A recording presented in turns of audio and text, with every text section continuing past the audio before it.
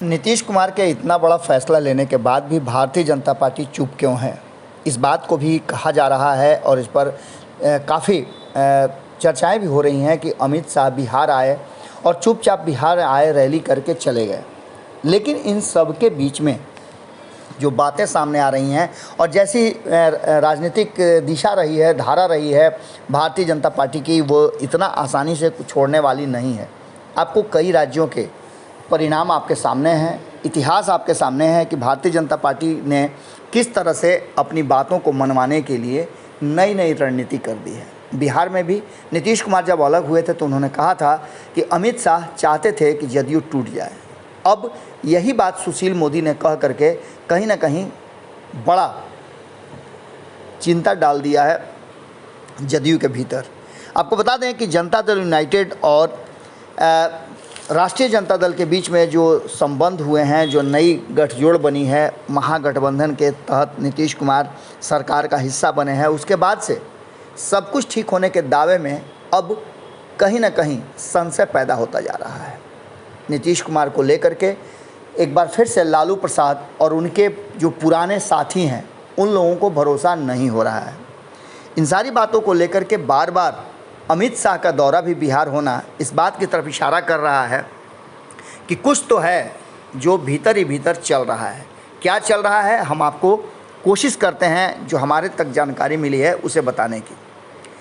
जिस तरह से तेजस्वी यादव और नीतीश कुमार एक साथ आए हैं, भारतीय जनता पार्टी बिल्कुल अलग थलग हो गई है बिहार में और आने वाले 2024 के चुनाव में हो सकता है कि ये दोनों भारतीय जनता पार्टी को डैमेज करें।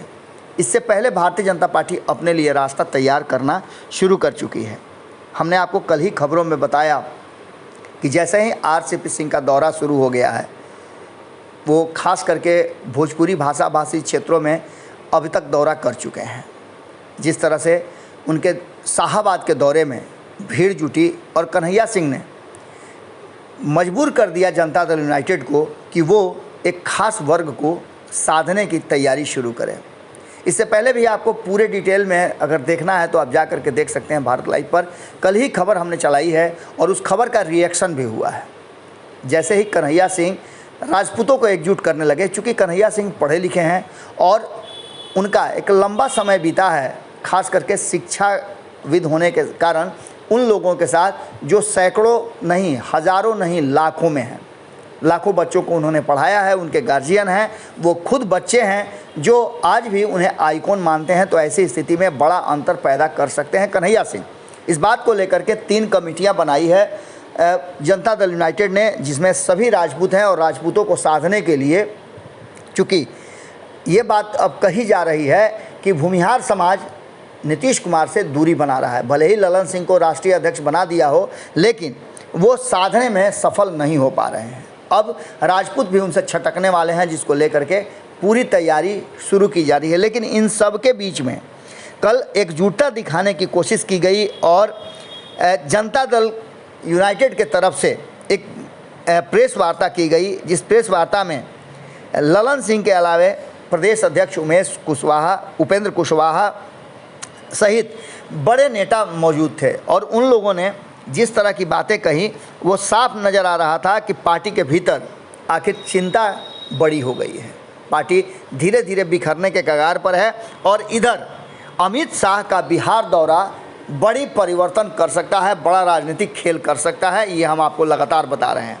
भीतर की बात यह है कि चिराग पासवान, मुकेश सहनी, जीतन राम मांझी और आरसीपी सिंह, ये चारों को मिलाकर के कोई नया गुट बन सकता है, जो गुट पूरी तरह से सामने से तो नहीं लेकिन बैकअप में रहेगा भारतीय जनता पार्टी के, और इसका काम सीधे रहेगा नीतीश कुमार और तेजस्वी यादव को कमज़ोर करना। आपको बता दें कि इसके साथ एक और बात कही जा रही है, जिसका इशारा सुशील मोदी ने किया है कि भारतीय जनता पार्टी नीतीश कुमार को किनारा करके तेजस्वी यादव को मुख्यमंत्री बनवाने के लिए कोई जुगाड़ तंत्र भिड़ा सकती है, जिससे कि नीतीश कुमार पूरी तरह से समाप्त हो जाएं। और जैसे ही नीतीश कुमार मुख्यमंत्री की कुर्सी से उतरेंगे, वैसे ही जदयू में भगदड़ मचेगी और उस भगदड़ का फ़ायदा सीधे तौर पे भारतीय जनता पार्टी को होगा, क्योंकि भारतीय जनता पार्टी का एक गुट है जो लगातार एनडीए से और भारतीय जनता पार्टी से नीतीश कुमार के बाहर होने को लेकर के काफ़ी चिंतित है।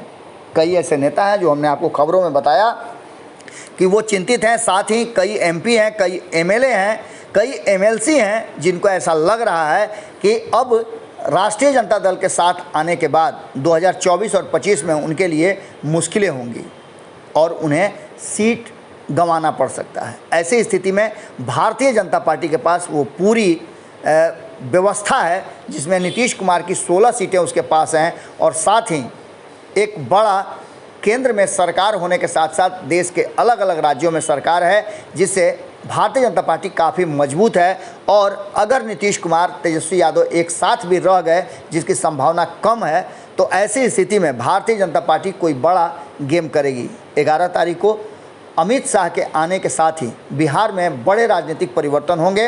हालांकि उन्हें सिताब दियारा जाना है जेपी को श्रद्धांजलि देने के लिए, लेकिन उससे पहले उनके पटना में कार्यक्रम है। जो जानकारी हमें मिली है कि वो 11-15 में पटना आएंगे और यहाँ से वो सिताब दियारा के लिए प्रस्थान करेंगे। सिताब दियारा में जो चल रहा है देश के आज़ादी का अमृत महोत्सव, उसी को लेकर के कार्यक्रम है। अमनौर पोखरा और अमृत सरोवर स्मृति पार्क एवं बिहार के प्रथम लाइटिंग एंड साउंड शो का उद्घाटन भी करेंगे। आपको बता दें कि इन सब बातों को लेकर के जो अंतिम है कि नीतीश कुमार और लालू प्रसाद के जो मुख्य राजनीति में प्रवेश करने का जो की पॉइंट है, उसी पर इस बार अमित शाह का निशाना है और जेपी के गांव में जाकर के वहां नीतीश कुमार और लालू प्रसाद का पोल खोलेंगे और इसके साथ ही जेपी को नमन करने के बाद बिहार में एक नई राजनीति की शुरुआत और नए गठबंधन की शुरुआत भी संभावित कही जा रही है। जुड़े रहिएगा भारत लाइव के साथ। बहुत बहुत धन्यवाद। अगर ये वीडियो पसंद आई और वह बिहार के राजनीति और बिहारियत से सरोकार रखेनी तो सब्सक्राइब बटन दबा के चैनल के सब्सक्राइब कर ली। ओजे एगो घंटी बा, ओकरा बटन दबा देला से कुल सटीक और मारक खबर रुआ मुफ्त में मिल जाई। अगर रुआ पत्रकारिता के हमनी के नया प्रयोग में सहयोग कर चाहतानी तो ज्वाइन बटन दबा दी। पेटीएम नंबर नोट कर ली 9386816700। धन्यवाद।